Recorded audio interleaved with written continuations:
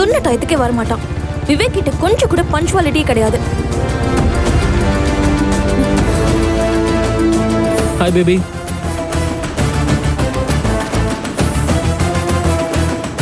Baby sorry baby, கொஞ்சம் late ஆயிடுச்சு baby.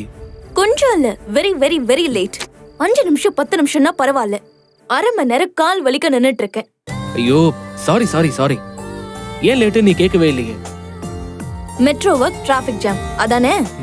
அதெல்லாம் இல்ல, நான் லேட்டா வந்ததுக்கு வேற ஒரு காரணம் இருக்கு. அது என்னன்னு கெஸ் பண்ணு பார்க்கலாம். தெரியல, அதையும் நீயே சொல்லு.